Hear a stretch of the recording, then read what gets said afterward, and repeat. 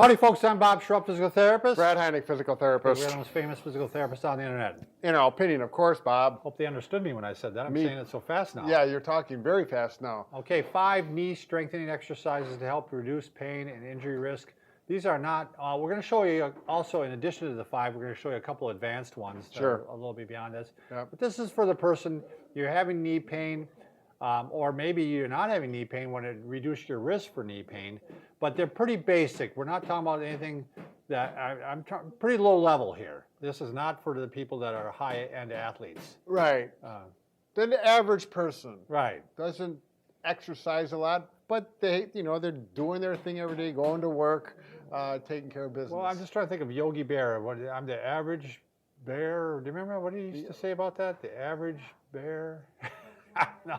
Don't worry. All right, if you are new to our channel, please take a second to subscribe to us. We provide videos on stay healthy, fit, pain-free, and we upload every day. Also, go to Facebook, please, and like us. We're right there, Bob and Brad. You like us, and we will send those positive vibes your way. You're going to have a good day once you get those vibes. Say no more. It's a good vibe. All right, Brad's going to go in, and these are all exercises. The top, these 5 that we're going to start off with, are you can all do it laying on the floor. You can do it laying in. We're going to do it on the mat right now, just so that, on a bed, plinth, so that you guys can see it real well. But you can do it on a bed. You can do it on the floor. Shall we start, Bob? Yeah, why don't we start? Yeah.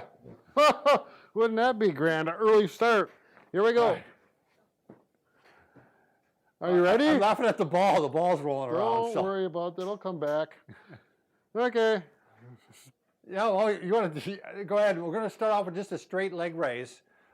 So you're really strengthening the knee isometrically while you're doing this.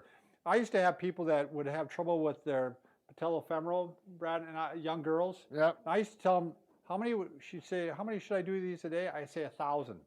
And what I mean is you could do a lot. Yeah. So what Brad's going to do is he's got the other leg up, kind of hold the pelvis back in the correct position.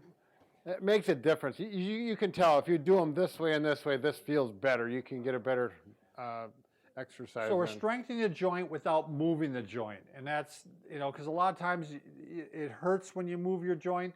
So we're actually trying to strengthen it without putting a lot of movement in it. So the quadricep right now, and when I lift it up, the quadricep automatically kicks in. And that's what he's talking about. We're strengthening the quadriceps, which directly supports the knee.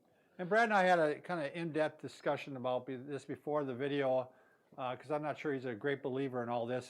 But what I like to do is strengthen the hip and the knee simultaneously. Because very often, if your knee is weak and painful, your hip is also weak. Sure. And I think if you strengthen both of them, you're just going to stabilize the whole leg a lot easier. Right. It's going to be better for you. You're going to walk better. You're not going to be walking crooked, which can cause the knee pain. So. Right. Yeah, the hip, it's all part of the same chain. Right. You can't ignore it. So here we're getting quadricep and hip and some core. My stomach muscles are working in here, which is, again, just more of the chain. So you're going to go ahead and maybe do 10 to 12, Brad? Yep. Yeah, I can definitely, my quads are starting to get tired, and I work my quads on a regular basis. It's surprising. Okay, next one is bridging, Brad. Oh, yes, the bridge. Cannot forget the bridge. So here, and this works in bed as long as your feet don't slip on the sheets. And we're just going to push up like this. And usually you go up until you get even in line like this. So we're getting a hamstring in the buttocks a little bit here. The thing about this, even though you're getting some bend to the knee, it's very minimal. So again, you should be able to tolerate this without having increased pain. If you're having increased pain, I really don't want you doing it. You could actually maybe move the leg out a little bit further, this is the painful one, and see if it feels better that way. Sure. You can experiment with how much knee bend you have on it. So, on the other hand, if you feel it's too easy, you could cross like this, and that emphasizes that right side or the painful side more. It's a little more advanced. Sure, excellent, Brad. Okay, next one, clamshells. Now, people are going to wonder, how am I even strengthening the knee on this? And you really aren't. What we're strengthening are the external rotators of the hip.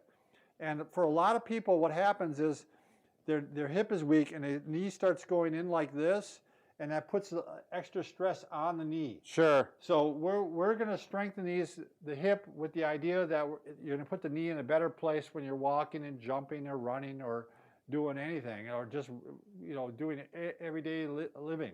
Right.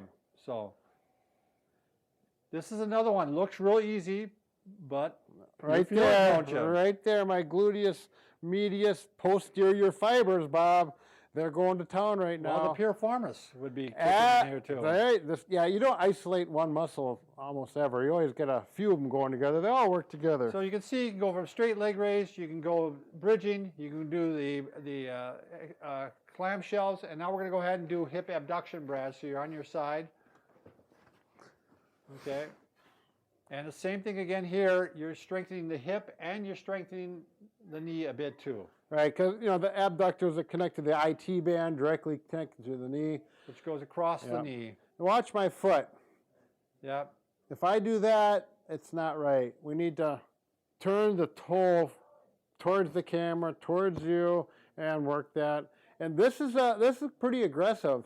Again, if your hip is weak and it's making you walk a little kitty wampus, a Trendelenburg as we call it in the business, it's going to put more stress on that knee. Right. I'm glad you kicked in there, Bob, because my mind went completely blank. Oh, well, that happens. Okay. Why don't you go ahead and finish with doing extensions, Brad, laying on your stomach. Okay. There we go.